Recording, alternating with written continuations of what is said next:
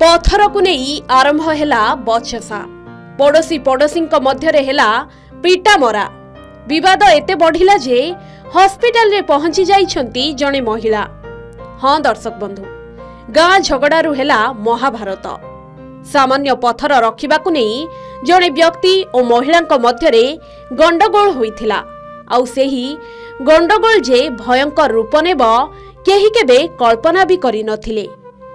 तेबे महिला घर जागा उपरे तांको पड़ोशी रखिथिले पथर, जाहाको विरोध करिथिले महिला।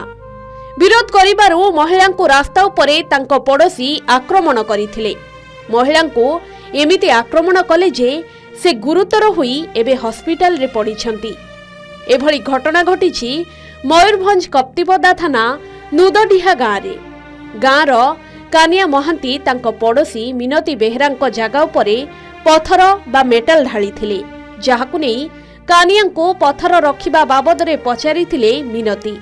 एथिरे उत्क्षिप्त होई कानिया मिनतींको अतर्कित भावे आक्रमण करिथिले।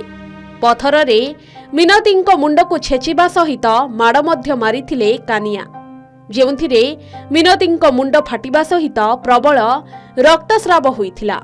गुरुतर अवस्थारे तांको चिकित्सा पई उदला डाक्तरखाना रे भर्ती करिथिले गाँ लोके।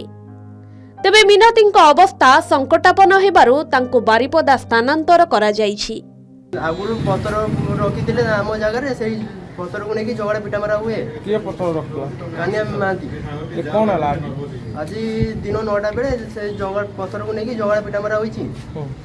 मां कर कोन मां कर मुंड फाटी जाइछि, ऑटोरे फाटी ब्लड मारुछि, खांदटा पचा पड़ी जाइछि, छाती पेन होछि, अंटाटा पचा पड़ी जाइछि। वर्तमान कोठी अठंडी मा वर्तमान उदला हॉस्पिटल रे अवस्था केमति अवस्था सीरियस। आगुरु पूर्व झगड़ा पाटी हुए। हां हुए ओ कथा के तो बुल्डर पत्र कथा को नेकी। अच्छा कोठटा मां को मारले आज से बुल्डर पत्र बापरे सामान्य बचसा जे एमिति उग्र रूप निये ए घटनारू स्पष्ट हेउछि। राग हेउछि परम चंडाल।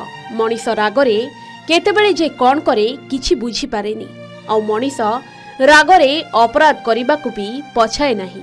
ए घटना को नहीं एबे स्थानीय अंचल रे चर्चा जोर धरिछि। घटना को नहीं थाना रे मामला रुजु होइथिबा बेले पुलिस कौन कार्यानुष्ठान नेउछि ताहा देखिबाकू बाकी रहिला।